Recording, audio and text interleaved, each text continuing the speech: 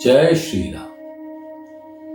रामायण कथा के छठे दिन में आपका स्वागत है। कल हमने सुना था कि कैसे प्रभु श्री राम, माता सीता और लक्ष्मण जी ने अयोध्या को त्याग कर वनवास की यात्रा आरंभ की। हमने निषाद राज गुह के गहन प्रेम और केवट की अद्भुत भक्ति के दर्शन किए। आज हम छठे पारायण में सुनेंगे चित्रकूट का शांत वनवासी जीवन और अयोध्या का वह हृदय विदारक दृश्य जहाँ राजा दशरथ ने प्रभु राम के वियोग में अपने प्राण त्यागे। आइए आज के भावुक और हृदय विदारक प्रसंग की शुरुआत करने से पहले हम उन सभी पिता को प्रणाम करें जिन्होंने अपने पुत्र के लिए सब कुछ न्यौछावर कर दिया।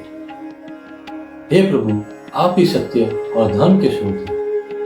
हमें अपने जीवन में भी आपके आदर्शों को अपनाने की शक्ति दें। हे राजा दशरथ, आपका त्याग और प्रेम अतुलनीय है। आपको शत शत नमन।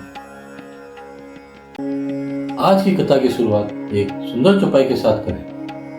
अतिशय प्रीति देखी रघुनंदन, किन्ह पिता सो दुख दुख भंजन। अर्थात जब भगवान राम ने अपने पिता दशरथ के प्रति गहन प्रेम और आदर दिखाया तो उन्होंने पिता के सभी दुख और चिंताओं को हराने का प्रयास किया। यह चौपाई हमें संतान और माता पिता के मधुर संबंध का आदर्श भी सिखाती है।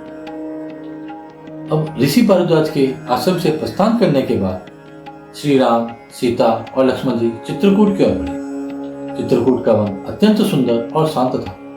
वहाँ पक्षियों का मधुर कलरव, नदी की कलकल और पर्वतों की हरियाली हर दिल को आनंदित कर रही थी। वहां पहुंचकर श्री राम ने एक चालान कुटिया बनवाई जिसमें अन्य सन्यासी और साधु भी उनकी सहायता करने आए। सब मिलकर कुटिया बनाते और वनवास के लिए आवश्यक व्यवस्था करते। श्री राम का जीवन अत्यंत सरल और तपस्वी बन गया। माता सीता ने कुटिया को सजाया, लक्ष्मण ने दिन रात सेवा की और राम ध्यान और साधना में लीन रहे।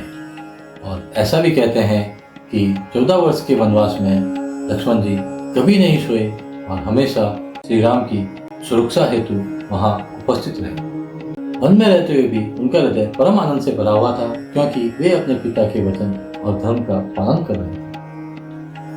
इधर अयोध्या में राम के वनवास पर जाने की खबर से संपूर्ण नगर शोकमग्न था।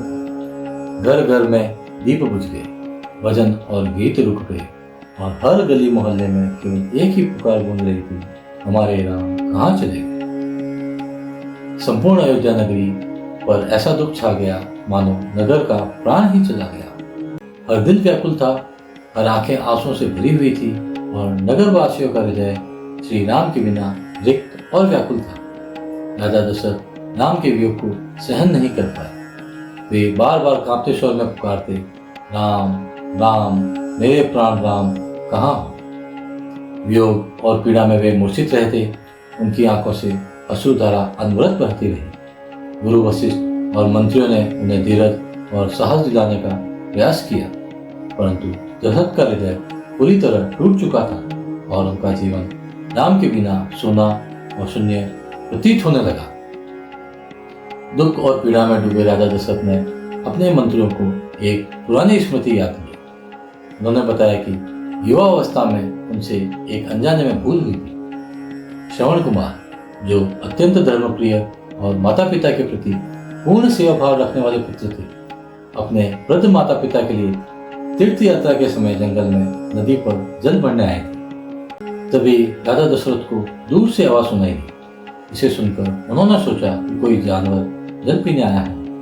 अत्यंत सजगता और शस्त्र की तत्परता में राजा दशरथ ने सप्तभेदी बाण चलाकर श्रवण कुमार का वध कर दिया, परंतु वह कोई जानवर नहीं बल्कि श्रवण कुमार ही थे जो अपने माता पिता के लिए जल भर रहे थे। जब दशरथ उनके माता पिता के लिए जल लेकर पहुंचे तब श्रवण कुमार के माता पिता ने दुख और क्रोध में शाप दिया, हे राजन, जैसे हम पुत्र वियोग में मर रहे हैं वैसे ही तुम भी पुत्र वियोग से प्राण त्यागो।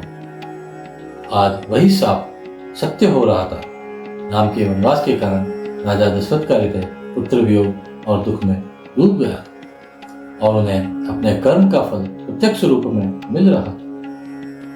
राम वियोग में तड़पते हुए राम राम नाम जपते हुए राजा दशरथ ने अपने प्राण दिए। पूरा अयोध्या नगर विलाप और शोक में डूब गया। हर गली, हर चौक में यही पुकार गूंज रही थी, हाय हमारा राजा चला गया, राम के बिना अयोध्या सूनी और वीरान हो गई।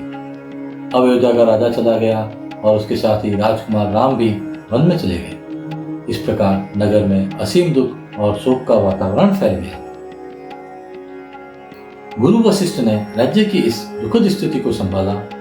उन्होंने तुरंत संदेश भेजा, भरत और शत्रुघ्न को तुरंत बुलाया जाए, क्योंकि अब राज्य का भार भरत के कंधों पर था।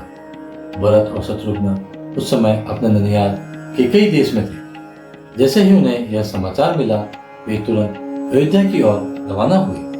अब सवाल यह है कि क्या भरत अयोध्या पहुंचकर इस अपार दुख को सह पाएंगे और क्या वे राज्य का भार स्वीकार करेंगे? इसका उत्तर हम कल की कथा में जानेंगे।